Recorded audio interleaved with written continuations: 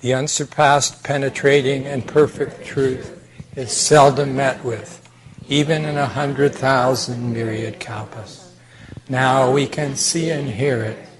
We can remember and accept it. I vow to make the Buddha's truth one with myself. Homage to the Buddha, homage to the Dharma, homage to Sangha. So we got a lot of people here. It's nice to see you all.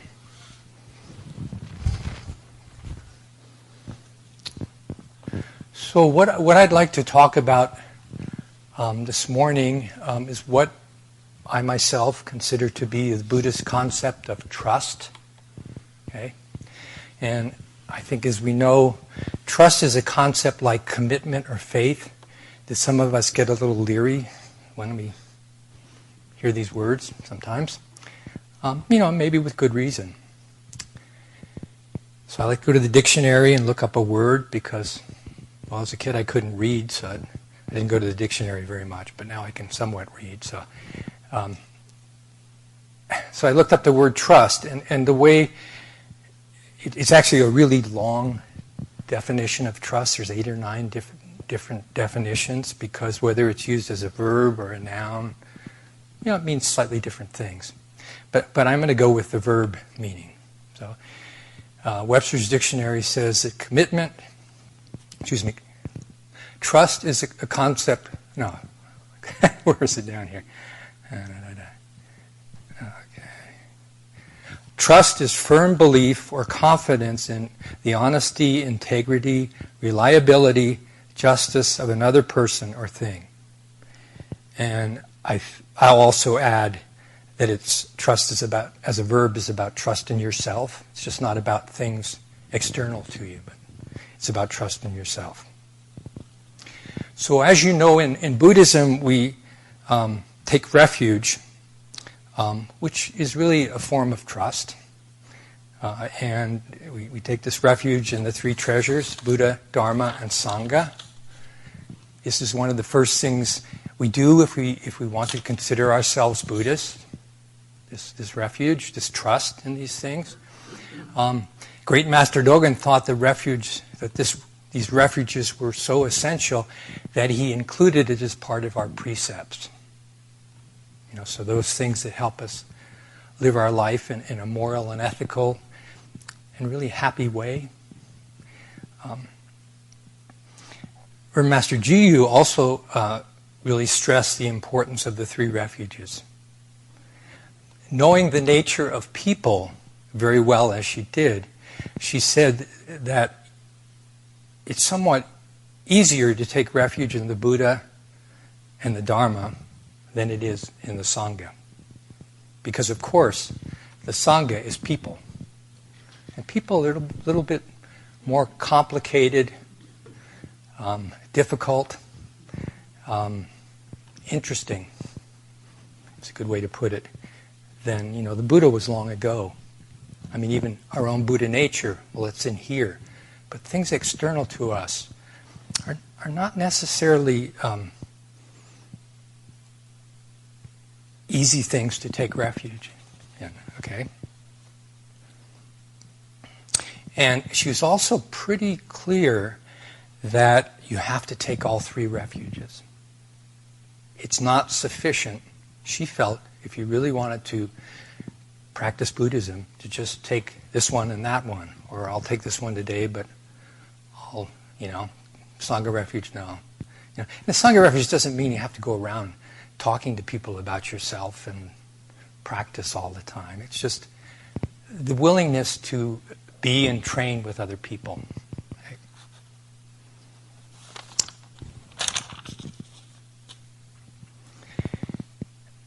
So I think that the 3 treasures, and this is all 3 of them, not only provide for us structure, comfort, answers to life, okay, but they also present challenges. And if you want to step into training, you're going to be challenged. It's just the way it is. We don't control all the circumstances. We cannot control the people that are around us. we sure as heck can't control the world. So when we come into this life, okay, we're totally dependent on others. There's this kind of naive trust that a child has until it gets broken. Okay? And you know, the bond between a mother and a child, well, you know, the child is totally dependent on that mother for a while. Okay? So originally, I think most people have this real trust in others. Well, what happened somewhere along the line, you know, sadly, not in, you know, in bad ways, this trust is broken, but somehow your trust is broken. And when your trust is broken, the reaction is not to trust. Somewhat natural, okay? And understandable, and not totally bad that you don't now trust everything. Because the world is a dangerous place. It's also a good place, but it's a dangerous place. You know, if we don't, as a child, if you don't trust everything, there's the old analogy of, you know, getting burnt by the stove, and then you learn not to touch the hot stove. But, you know, it kind of goes out further in life with things. You know, we learn by sometimes being hurt. Well, that's not a good idea, or I got to be careful there. I don't go into that area. Sometimes, you know, if the trust is deep, it causes scars and worse. And that's sad, okay? Personally, I don't wish that to happen to anybody. Okay? But, you know, life doesn't roll along like that. This is the world of samsara. Unfortunately, out of ignorance, hate, people do things that if they really knew better, they wouldn't do. So, excuse me here.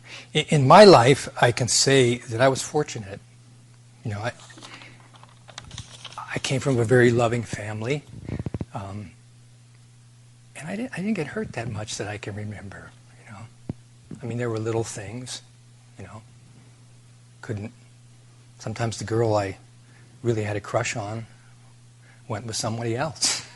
And, you know, then I just get over it. So, I feel fortunate. Unfortunately, what I did is I hurt other people. You know, we do that until we learn better. Okay?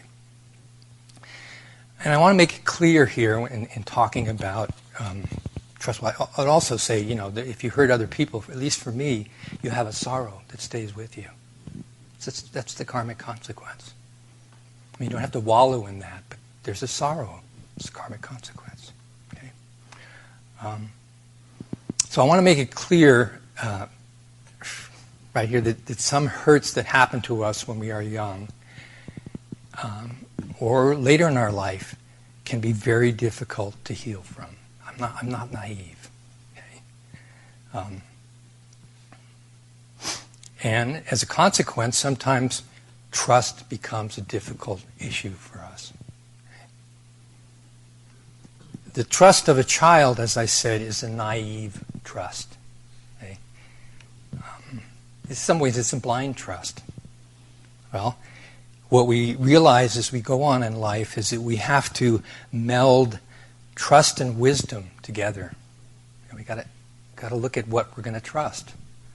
And sometimes there's cautions, or we can't trust something. It doesn't mean we condemn it, but we can't trust it.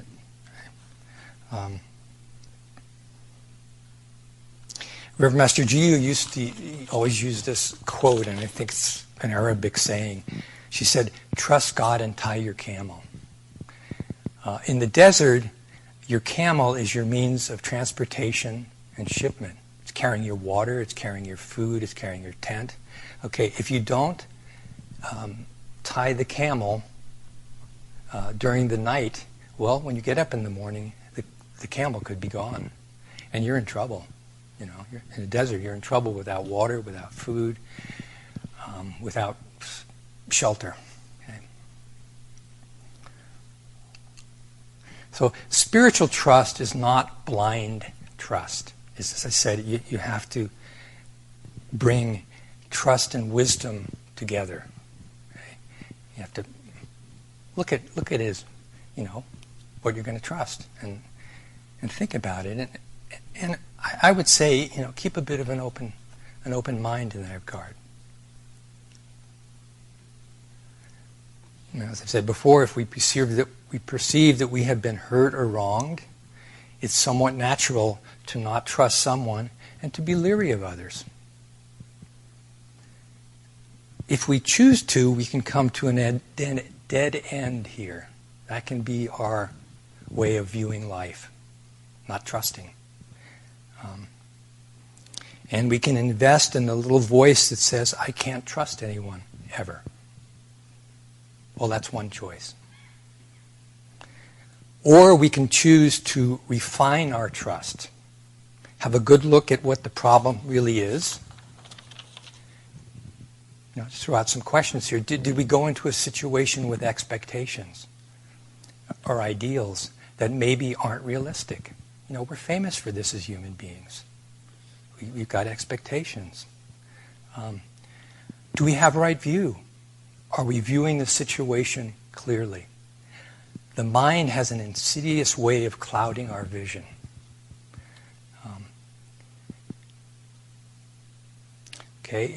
Again, I think if you've been hurt in the past, there's nothing wrong with a healthy caution. And sometimes we have to protect ourselves in lives. It's the way it is. But we don't need to have enormous, excuse the expression, border walls around us. Okay? Sorry, it's a little play on words. Too many expectations of ourselves and others is really the road to disappointment. Okay? It's a basic tenet of Buddhism that things are constantly changing. Stability is not necessarily what we think it is. And as we all know, we cannot 100% always trust our mind. I think that's why many of us come to this practice, because we realize that there's a much deeper refuge.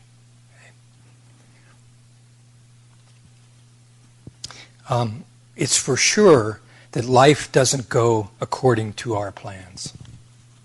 Nothing wrong with plans, mind you, but it doesn't necessarily go according to those. And it's probably pretty certain that we're going to be disappointed if we wait for the world and other people to hand us trust. Okay? Because trust is a two-way street. I won't deny that. But I think it's us that has to make the first step. And it's us that has to continue to walk in that way. Okay? It's not about the perfect situation or perfect interaction. They happen rarely. It's not like everything is a disaster, but it's just, life is kind of different than the movie that plays in our minds.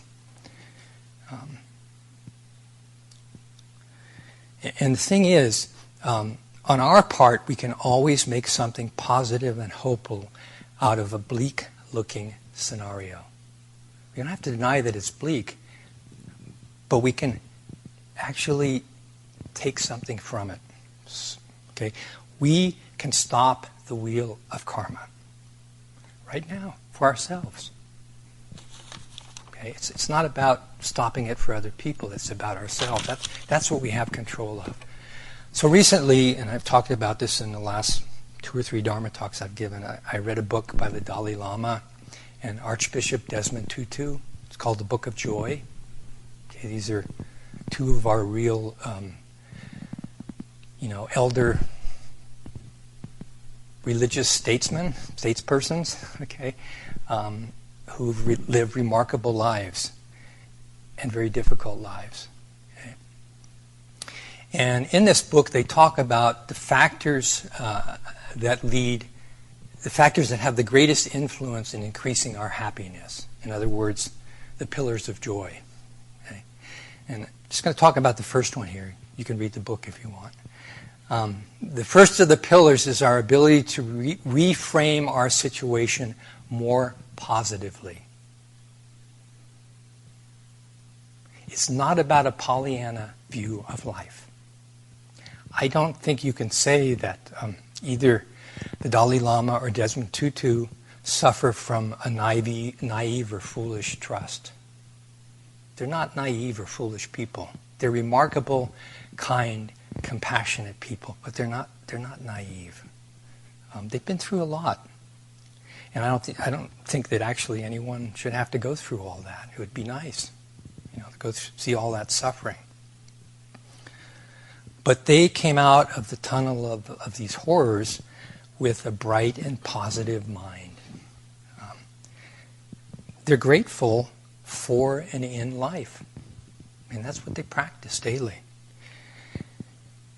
The Dalai Lama says that since he had to flee Tibet and live in exile, he's had the opportunity to meet and learn from countless people that he would have never met if he were sequestered in the Patala Palace in Tibet. Tibetan Buddhism has spread throughout the world because people see and hear the Dalai Lama. This would not have happened, I don't think, if he remained in Tibet. That's not a reason for him to have left Tibet as he did, but that's a positive thing. He's not so keen on formality. I'm kind of right in there with him. He says, leaving Tibet, not being the Dalai Lama, having to wear all that stuff that the Dalai Lama wears, he's able to have less formal relationships with people, get to know people better, all kinds of people. And, he over and over again in this book says that he just considers himself one of the 7 billion people on the earth. Nobody's special, just one of the 7 billion. I think I got the number right today. I kept wanting to say 70 billion, but I don't think it's 70 billion, 7 billion. Right. So oftentimes in life we have choices in how we can perceive things. And how we perceive things will shape our lives. If you trust in the basic goodness of human beings, I believe that that's what you'll find. It doesn't mean everybody will be good, but you will see a quality of the goodness of human beings. That they have this quality, and that they manifest it. I think it's unfortunate with the whole concept of at least televised news, that often what you see are the horrors and you don't see the goodness. And stations that balance it a little better, I'm more inclined to watch, because it's not all horrors. Okay? There are a lot of good people doing a lot of good things. If you express care, kindness, compassion, and generosity in your daily life, that's what you're going to see in others too, because it's there. It's being exhibited all the time. Okay. If you get stuck on seeing other people's faults and shortcomings, they, at least in your mind, will fulfill that expectation. It's just kind of how the mind works. None of us is perfect. We're a work in progress. I was listening to this talk by Ajahn Brahm, he's a monk from England who studied with Ajahn Chah in Thailand, and then was he in Australia? Yeah, he's in Australia. Very, very famous. It's all over the internet, and very entertaining as well as good Dharma. But he says that the one thing that we can trust in life is that we will all make mistakes. We all make mistakes. If we didn't, I don't think we'd be here. He also says that a world without trust is a world of fear. We all know what fear does. it scrunches us in. We become kind of. You can see it with people in their body. They're just kind of all scrunched in. We withdraw. We focus on ourselves. We put up walls. And this is all actually real suffering. It's not a fruitful way to practice. To lead away from suffering, we have to open up. Not over-focus on ourselves. Okay? Break down the walls. The Buddha talks about that, breaking down the walls of self and not allowing the house builder of those to build them again. So you got to really, know your mind, know its tricks, know its things it likes to put up as obstacles. And, if we trust people, we're probably going to get hurt again sometime, somewhere, okay? And I think it's likely, or maybe even more likely, that we're going to hurt other people. We make mistakes, okay?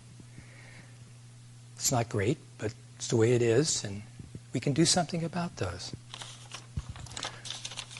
And I think that's why we're fortunate to have the practice we do, because with a steadfast, unconditional practice, we can minimize the amount of hurt and getting hurt. And, primarily what we can do something about is ourselves in this regard.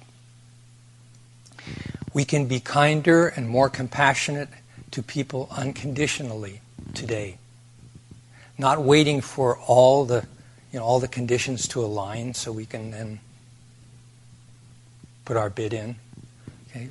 We actually have this opportunity right now. Life is constantly moving. At best, it isn't all that long. So, time is precious, and the need to do the work of training is paramount. And I think this is something to think about in the new year. Okay, so I talked a little bit about trust here. I think it's an enormous topic. I'm sure I missed many aspects of it. I don't really feel that I could cover it all in this talk or in the time that I prepared for it. But I just want to end with 4 more points. Okay? So trust in yourself is, of course, a good thing. So when we talk about trust, it's not all outer directed. Some of us have a problem with trust in ourselves, and we need to do that. But that trust that I'm talking about is not cockiness. It's confidence. It's confidence in yourself, in your Buddha nature, in your ability to practice. Whenever Master Ji was in Japan, she said she first had to realize that she could be wrong. It's just kind of this craziness going on around her. And she had to realize, okay, but maybe I'm wrong. Maybe I'm perceiving it wrong. Or maybe I'm just perceiving part of it. Then with time and training, she added that she could be right. You can't just go around all the time saying, I could be wrong, I could be wrong. Sometimes we're right. You got to go in and out of them. That's the kaleidoscopic mind and heart of training. And of course, refuge is always a good thing in Buddhism. That we take refuge in each other, because the Sangha is wise and compassionate. It's a fact, and there's people, in all points of training that know a lot more than we know, and we can learn from. I think it's really important to sit still with decisions before we make them. I think it causes less mistakes. So, that's the mind of meditation, the ability to sit still, super important.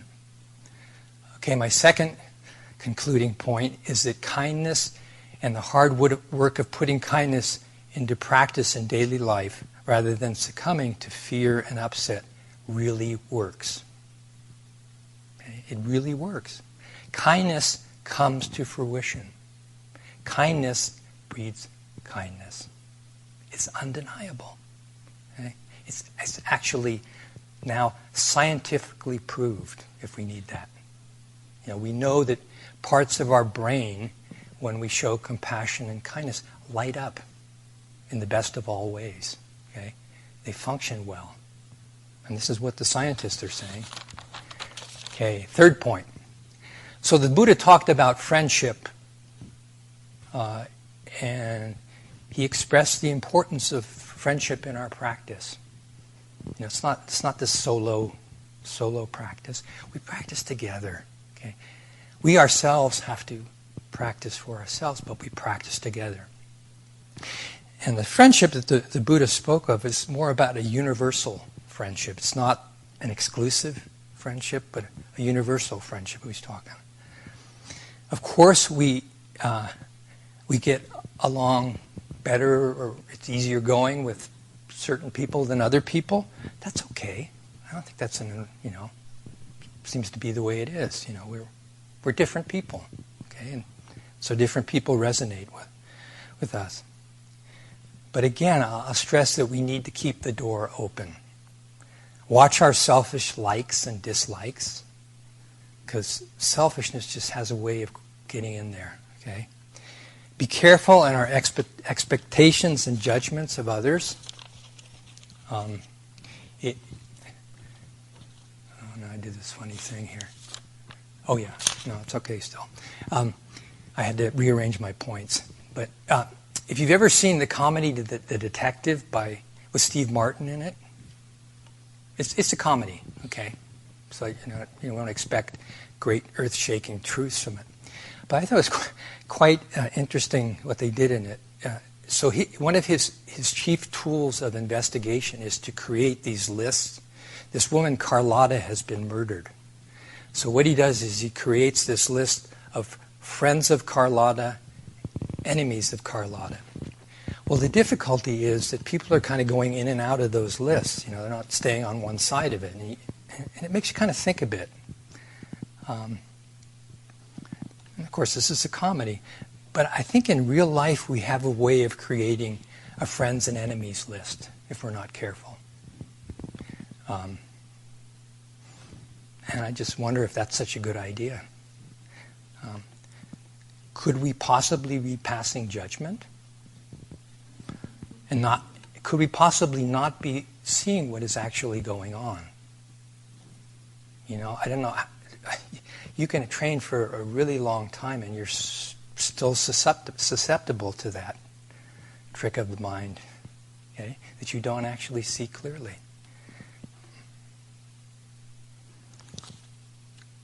So, I don't know. I don't think that we don't need those kind of lists. I don't think they're fruitful.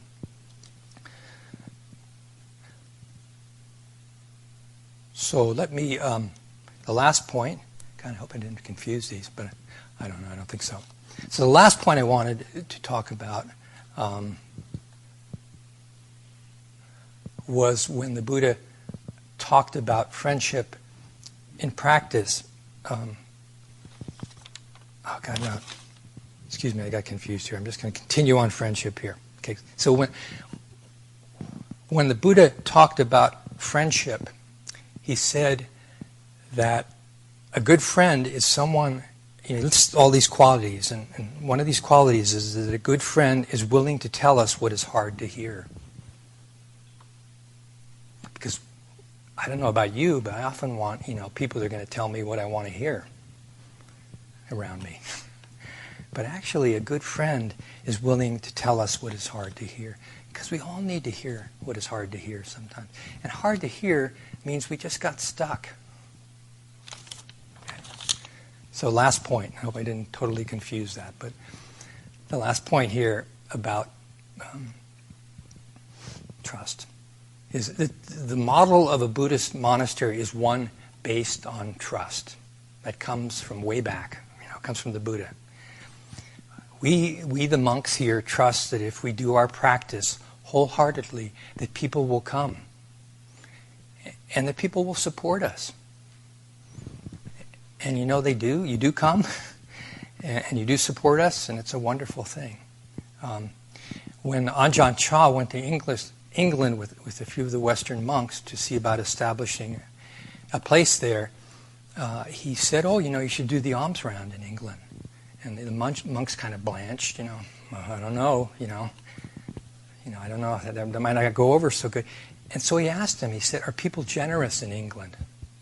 And they said, "Of course they're generous." Well, he said, "What's the problem?" Okay, well, maybe there were some practicalities that, they as Westerners knew about that were good to consider.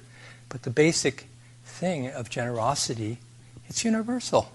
It's part of human nature.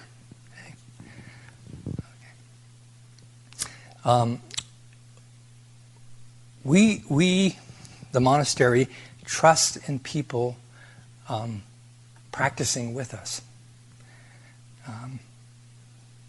We trust, that people want to come here and practice. It would be kind of lonely if it was just the monks, That's not the way the Buddha set it up. So we trust that people want to come and practice with us, and of course they do. And we trust that when you come and practice, that you keep the rules of the monastery, and while you're here, you participate wholeheartedly in the daily schedule. Pretty simple, really. You don't ask that much of people. And we're glad to have you here. As I say, it would be really lonely, because the practice that the Buddha handed down to us, the practice that Reverend Master Jiyu handed down to us, is one that is for the fourfold Sangha. It's for all of us, okay? And the fact of the matter is that we help each other. It's not like the monks are up on this pedestal here and the lay people here. No, actually, we help each other. We in a very everyday way, we set examples, and without trying to give formal teaching, we learn from each other. And that's a wonderful thing.